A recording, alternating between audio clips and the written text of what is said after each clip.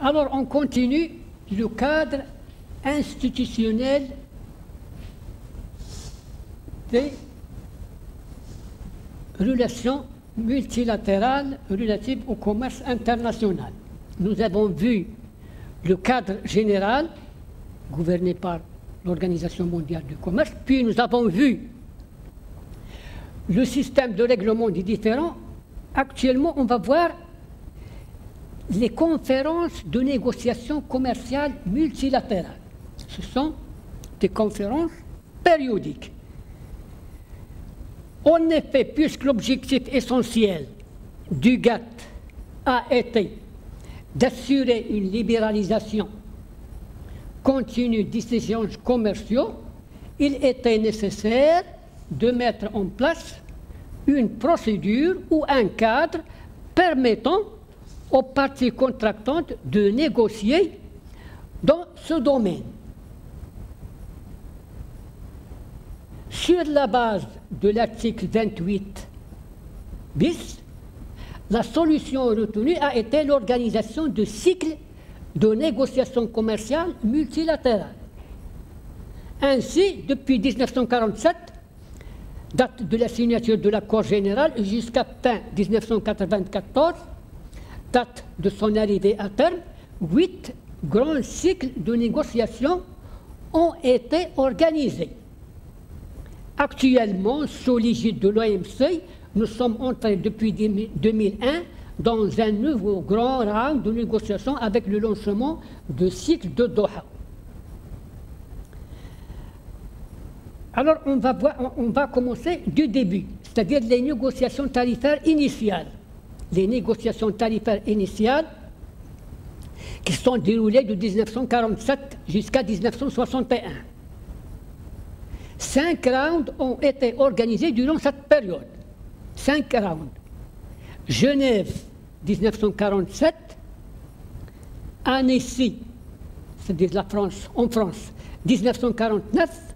Puis Tourcoing, Grande-Bretagne, 1950-51. Puis Genève, 1955-56. Et enfin, le Dillon Round, 1960-61. Dillon, c'était le ministre ou le secrétaire d'État américain chargé des finances. Cet ensemble de rounds a eu la particularité d'être axé exclusivement sur le problème de l'abaissement ou de la réduction des droits de douane. C'est-à-dire qu'il ne s'est pas intéressé aux obstacles non tarifaires.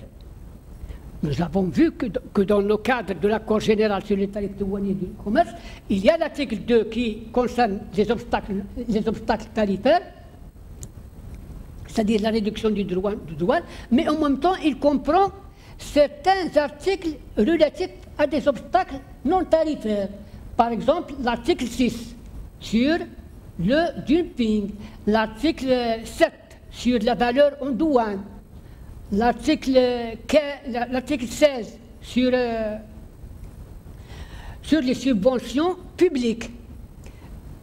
Mais les négociations de 47 jusqu'à 71 se sont limitées à l'abaissement des droits de douane. La technique qui a été utilisée durant cette période a consisté à négocier produit par produit et pays par pays. C'est-à-dire que dans le cadre de ces négociations, par exemple, les États-Unis d'Amérique négocient avec la CE, la Communauté économique européenne, puis une fois qu'ils arrivent à s'entendre sur une réduction relative à un produit donné, cette réduction va bénéficier automatiquement aux autres parties contractantes de l'accord général sur la base, bien sûr, de l'article 1 de l'accord, c'est-à-dire sur la base de la clause de la nation la plus favorisée. Alors, la technique qui a été utilisée durant cette période a consisté à négocier produit par produit et pays par pays. Chaque État négocie avec l'État qui est le plus directement intéressé par une baisse des tarifs, puis les droits résultant de cette négociation bilatérale sont appliqués à toutes les autres parties contractantes grâce à la règle de la nation la plus favorisée. On va voir ce que veut dire la règle de la nation la plus favorisée. Dans la négociation entre les deux pays, bien sûr, c'est le principe de la réciprocité qui domine pour contribuer à l'extension des concessions tarifaires.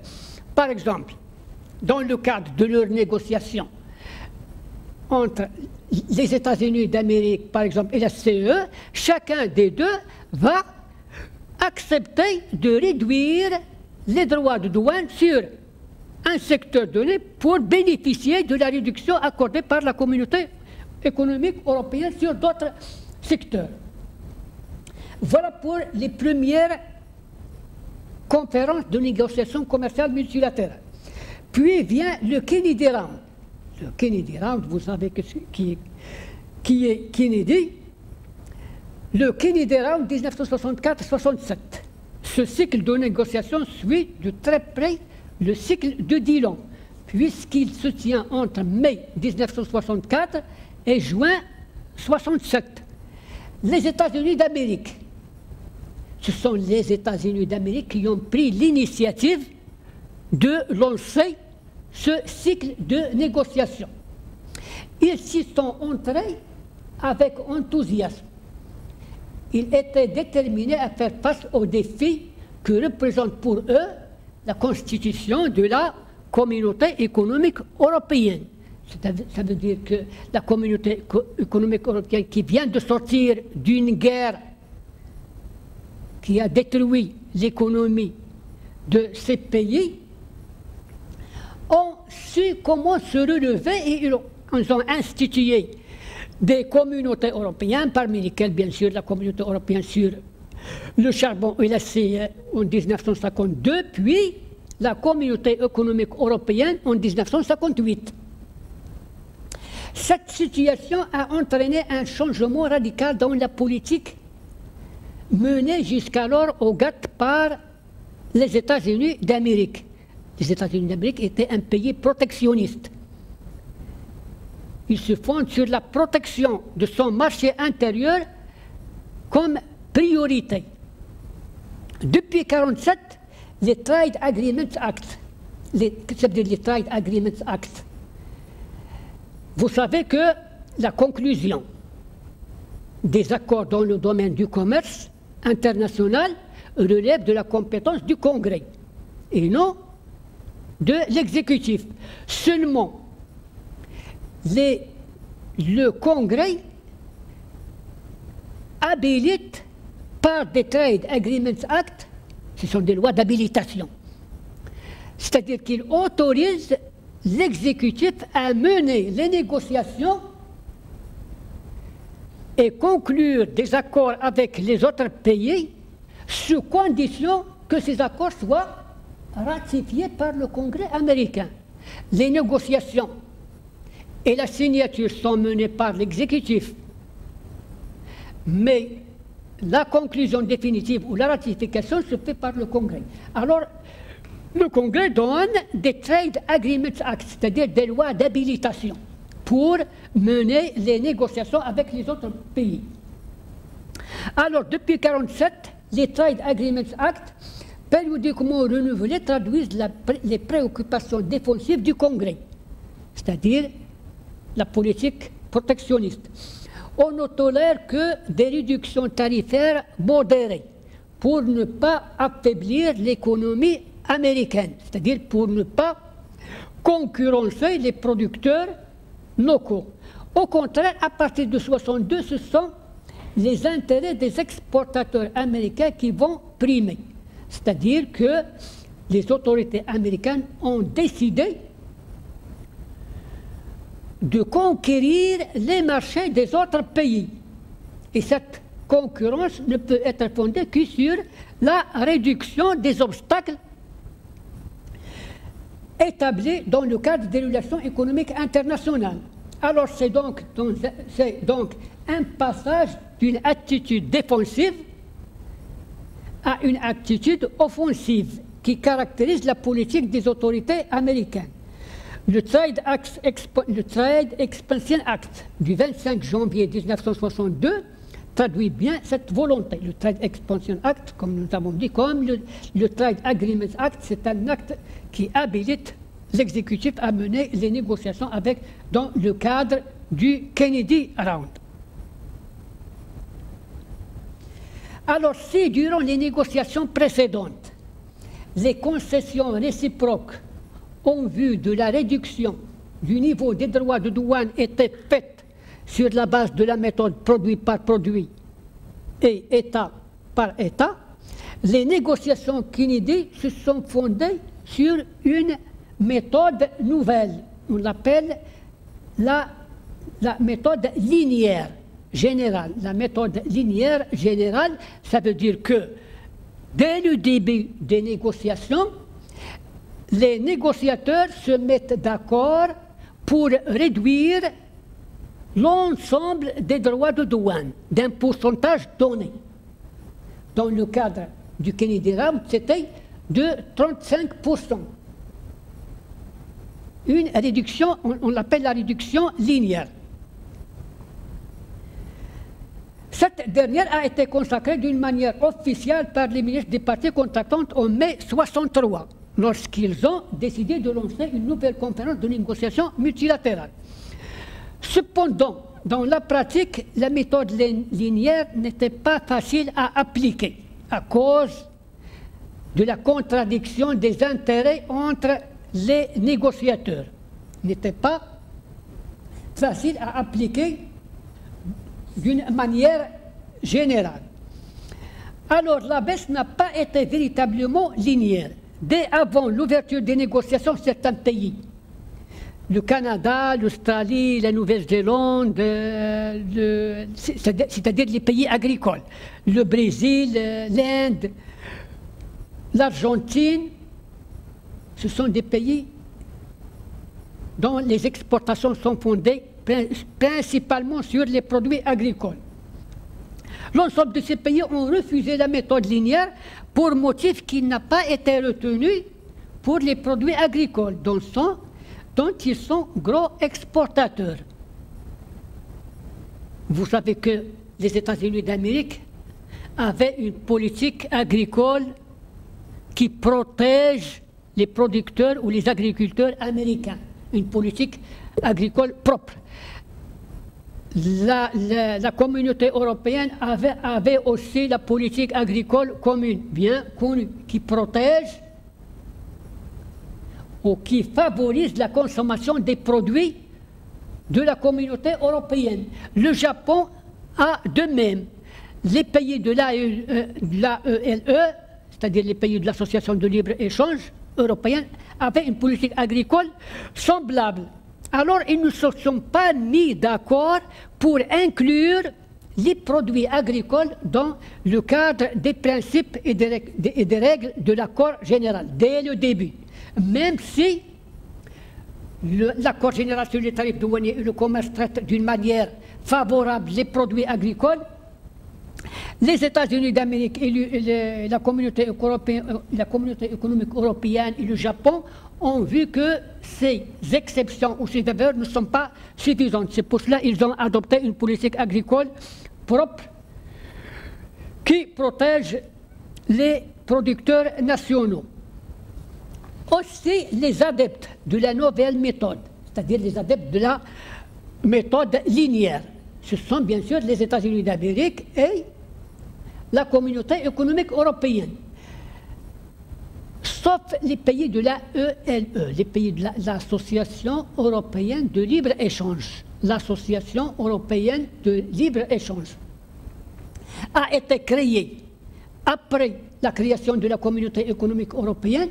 Elle a été créée en 1960 par le Royaume-Uni qui n'était pas encore membre de la CE, le Royaume-Uni, la Suisse, l'Autriche, le Portugal et les 3 pays scandinaves.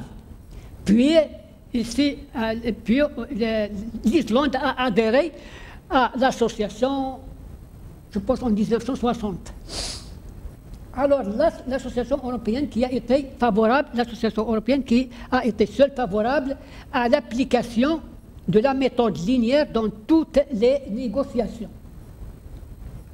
Ensuite, dans certains cas délicats, importants par le volume de commerce concerné, la négociation est devenue sectorielle.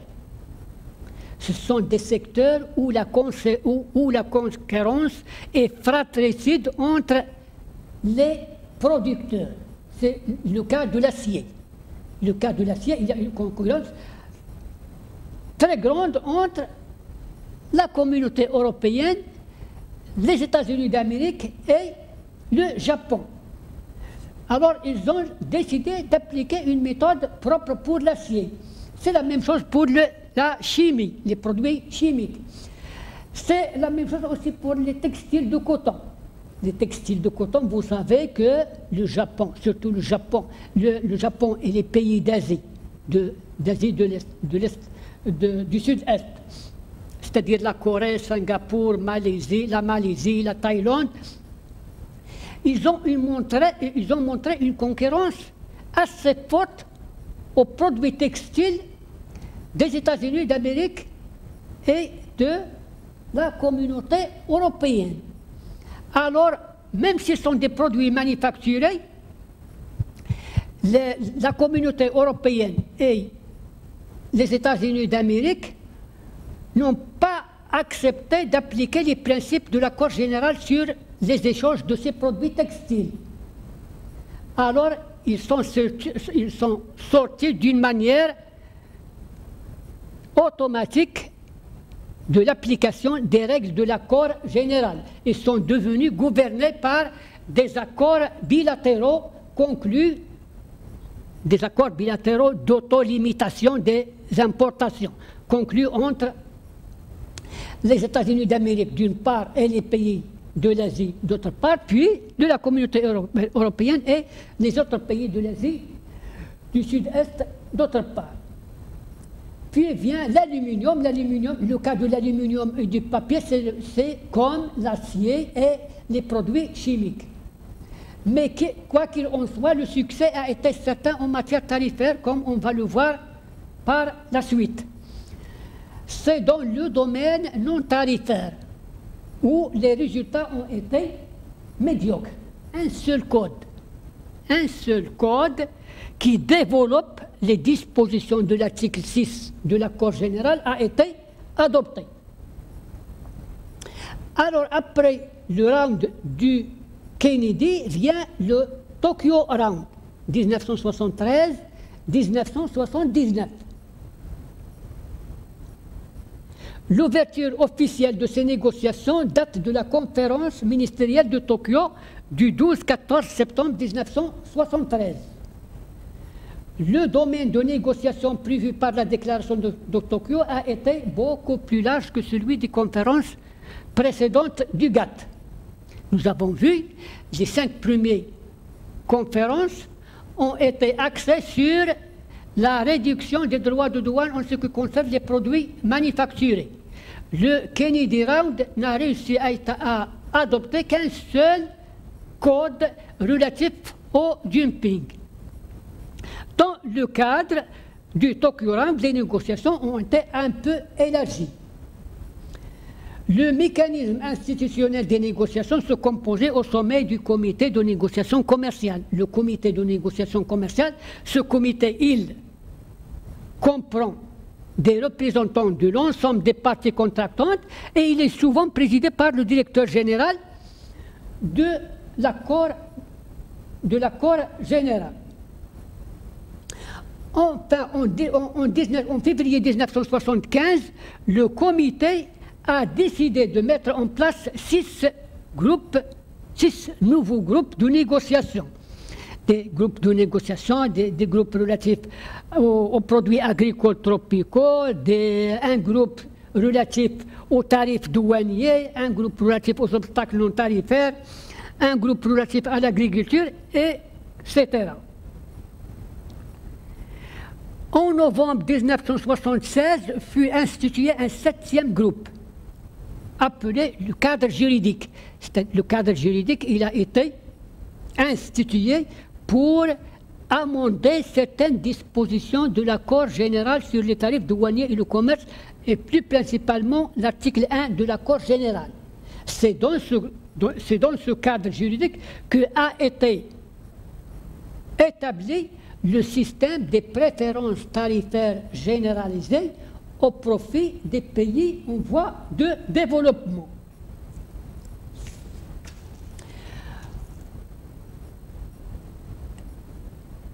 Les négociations du Tucson Round ont abouti à des résultats substantiels puisque la réduction moyenne des tarifs a été de 34% pour les produits industriels, les produits manufacturés. Les produits agricoles ont été exclus des négociations. Pour les barrières non tarifaires,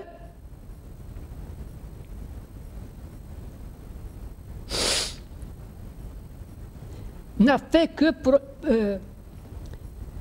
pour les négociations non tarifaires, relatifs aux obstacles non tarifaires ont abouti à conclure 5 nouveaux codes. 5 nouveaux codes en plus du code sur le dumping. 9 codes, l'un relatif aux subventions et aux droits de douane, c'est-à-dire le développement de l'article 16 de l'accord général, un autre sur les techniques, sur les obstacles techniques au commerce, un troisième sur les licences d'importation,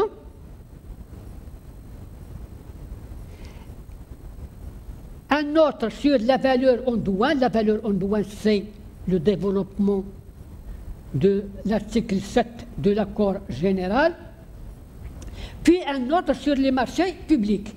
Et aussi, le code sur le dumping a été renouvelé et amélioré. Voilà les résultats du Tokyo Round. Puis, bien sûr, dans le domaine du règlement des différends a été adopté ou a été codifié les règles pratiquées pour régler les litiges entre les pays dans un mémorandum d'accord. Après le Tokyo Round vient l'Uruguay Round.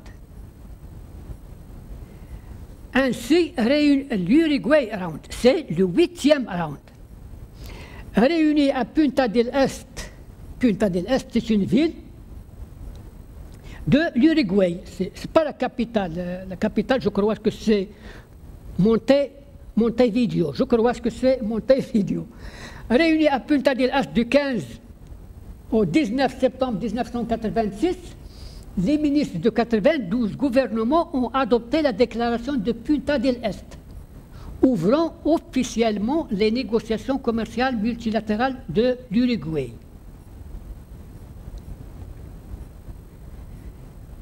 La déclaration du Punta del Este a insisté d'une manière solennelle sur la nécessité de renforcer le système de libre-échange. Le système de libre-échange, c'est-à-dire à établir un système commercial multilatéral plus ouvert, plus viable et plus durable. Les thèmes de la négociation ont été multiples, mais on peut les répartir en 3 principaux groupes. Le premier concerne le démantèlement des obstacles aux échanges. Le démantèlement des obstacles aux échanges, c'est-à-dire les tarifs douaniers et les obstacles non tarifaires. Le deuxième concerne la réintégration du commerce de certains secteurs économiques dans les règles générales du GATT. La réintégration, c'est-à-dire faire revenir l'agriculture et les textiles dans le domaine des principes et des règles de l'accord général. C'est dans ce cadre qu'a été conclu 2 accords sectoriels, l'un sur l'agriculture et l'autre sur le commerce des textiles. Puis enfin, une troisième partie qui concerne l'élargissement du champ d'application du système commercial multilatéral à de nouveaux secteurs. Il ne concerne pas uniquement les marchandises, mais elle concerne aussi la propriété intellectuelle ou les aspects de la propriété intellectuelle qui concernent le commerce, les marques de fabrique, le brevet d'invention, les dessins, etc. Puis les services, le commerce invisible. Puis enfin un secteur du commerce des marchandises qui est les investissements, comme nous l'avons expliqué tout à l'heure. Pratiquement, les négociations se sont déroulées sous la direction d'un comité de négociation commerciale, comme dans le cadre des négociations précédentes. C'est-à-dire, sous l'autorité de ce comité également ont été institués 3 organes. Le groupe de négociation sur les marchandises, le groupe de négociation sur les services et un organe de surveillance ou de contrôle des engagements ou de l'application des dispositions en vigueur de l'accord général sur les tarifs douaniers et le commerce. Le groupe de négociation sur les marchandises a été lui-même subdivisé en 14 sous-groupes organisés sur une base sectorielle. Un groupe qui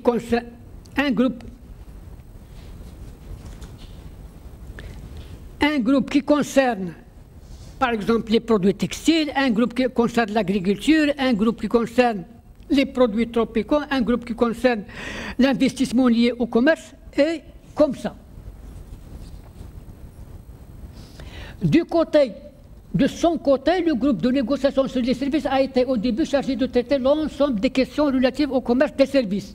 Mais en 1989, 6 groupes de travail ont été institués. Et ils sont relatifs à un ensemble de secteurs, c'est-à-dire le secteur des télécommunications, la construction, le transport, le tourisme, les banques, les services ou les professions libérales, les autres professions libérales. En 1990, 2 groupes de travail supplémentaires, l'un sur l'audiovisuel et l'autre sur la mobilité de la main-d'œuvre, ou ce qu'on appelle la loi sociale. Ces groupes et sous-groupes ont été ouverts à la participation de tous les pays signataires de l'accord général, ainsi que de ceux qui sont membres du GATT à titre provisoire. C'est le cas du Maroc jusqu'à 1987, où il est devenu membre à part entière, qui avait soumis une demande d'adhésion avant avril 1987. Les négociations de l'Uruguay étaient les plus longues et les plus dures de toute l'histoire du GATT. Les négociations ne se sont achevées que le 15 décembre 1993. Or, en principe, ils devaient s'achever en décembre 1990, 3 ans de plus.